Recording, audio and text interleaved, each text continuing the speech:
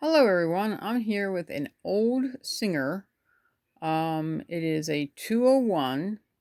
It has a like the motor pulley system that's all done by like gear. It's like a gearbox, and it has all kinds of interesting things. I put on a little purple, I'm starting to get some colored ones in now, but purple tire, and the felts are purple. So it looks really cool on the older sewing machines. I think they're neat.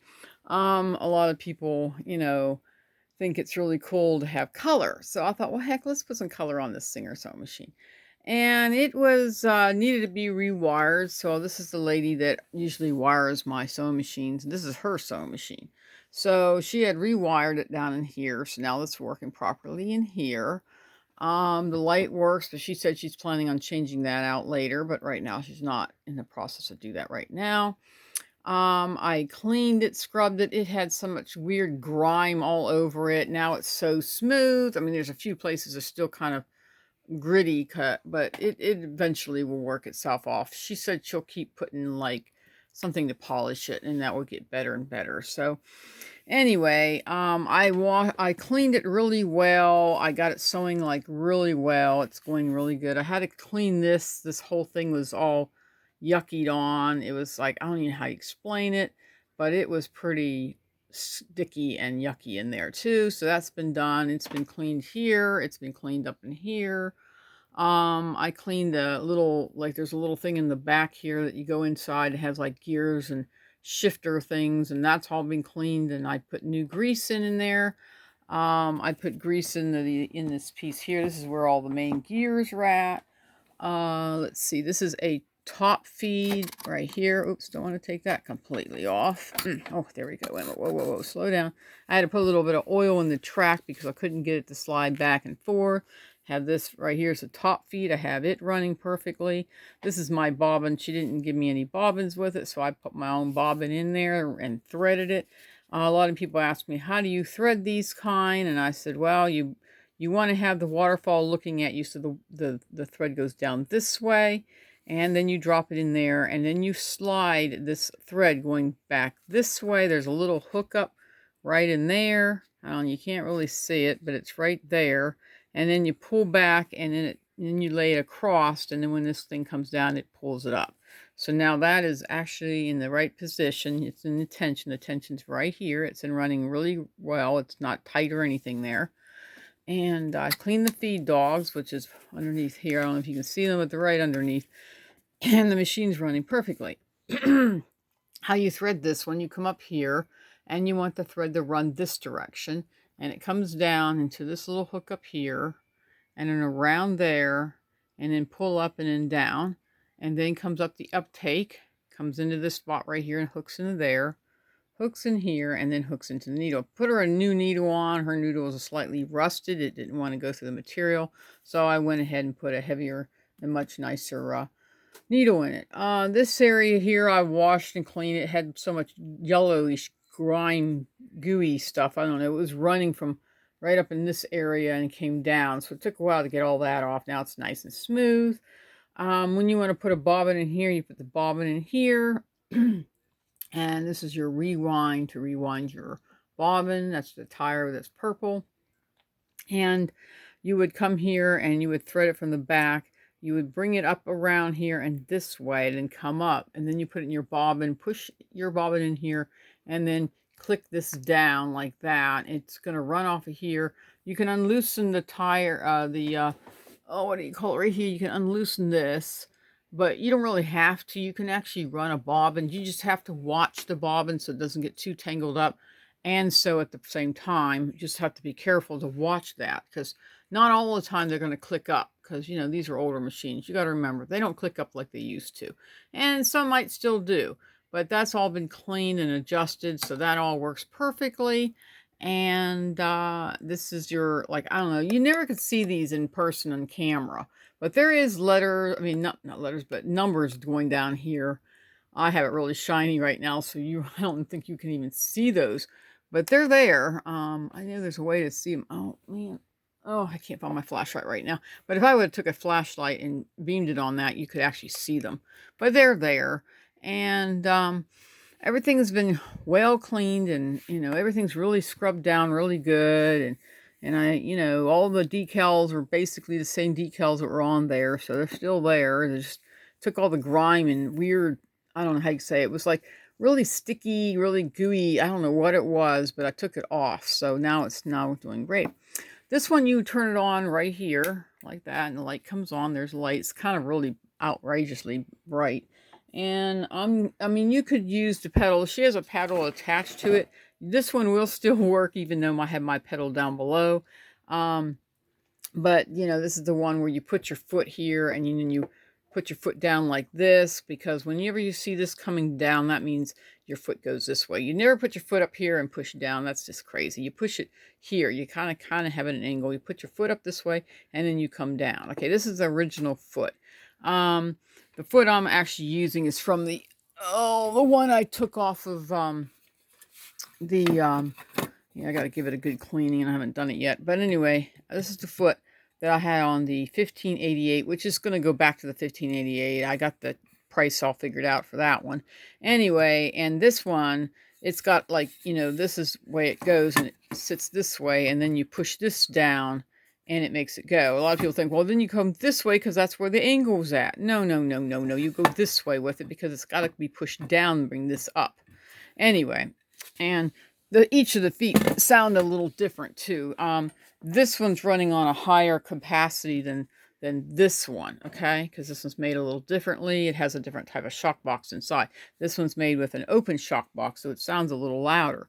So we're going to do this one first so you can hear it, okay? The one I have down below. And you can hear it, and it's doing really well. It's much quieter, like that. And then you can reverse it by pulling up on this, because a lot of people don't know where reverse is at. You push all the way up, and then you do this, and it reverses.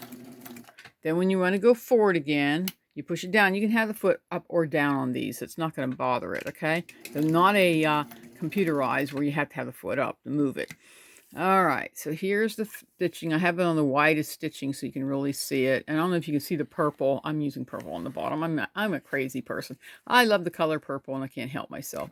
And then I'm going to go ahead and push this pedal like my foot is sitting here, and I'm going to go this way. And it'll still work. I'm going to show you. And you can hear the foot working, and it sounds the same. I don't hear no difference. I mean, last night it did make a different sound. And I'm using my hand, so my hand's not in there to hold it so you guys can see it. All right, there you go. And then doing this again. So it's working. Everything works on this machine. I think she's going to be very proud of having this machine. Let's turn that off. It's so darn bright. Put the clicker off of here. I think every machine's different. Some click from up here, some come down here, some have a little switch here. They're all different places on these Singers, on the older versions of Singers and stuff. But she's going to be able to pick up her sewing machine. I'm very happy and proud it's finished. I think I've never had a 201 on there yet. I've worked on the 200s and the 201s a lot. A lot of people have them. They run leather, pleather, canvas. Oh, let's see what else. Really good heavy material. These things can, push them through. Other ones that are the newer ones, you have to set them up differently, and you have to be able to use a special needle. This one here, I think it's a size 12, and it will literally run in anything through it. So you can do a heavier needle if you're going to use a really heavy leather, but if you're doing something a lightweight leather, a 12 is fine on these machines because they're made solid. They're different than what you think. She didn't give me a manual or anything, but it's all doing well, and it's a really good sewing machine. I've been looking into drawing all kinds of t-shirt designs. I put the 2 drawings on that are on my YouTube channel, like the bluebird, the indigo bluebird that I saw in Pennsylvania when I was out turkey hunting. Had a bunch of bluebirds come in, and they were the brightest indigo color you'd ever imagine, and I took pictures of them, and I thought, well, I'll just sit and draw them. I forgot my colored pencils back in the at the motel. So I was like, oh man. So I told my husband, do you think I could remember this? He said, take a picture. I said, that's true. And I said, I took a picture of him. And then I sat near and basically drew one. And it darn bird never left. It just sat there like it was waiting for me to get done, you know?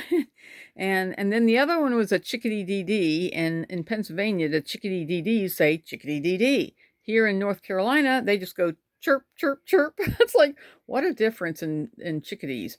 But anyway, and they're a lot smaller in Pennsylvania too. So I had taken a picture of one of those and I was just sitting outside, I think on a bench at my mother-in-law's house at the time.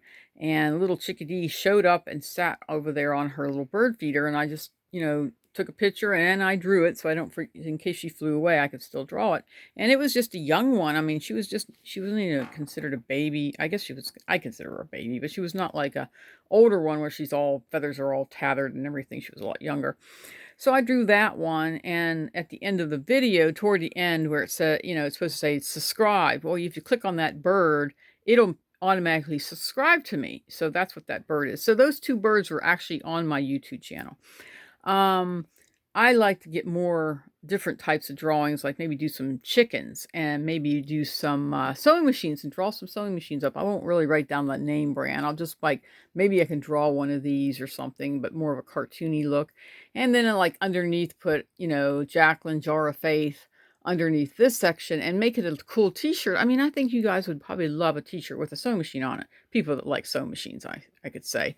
And then maybe do a couple chickens or something, because I know a lot of people like chickens and stuff, and try to debate if I can get a picture of a chicken in a nice position and then I can draw her, because I mean, it'll look really pretty. And then maybe I'll put that on a t-shirt.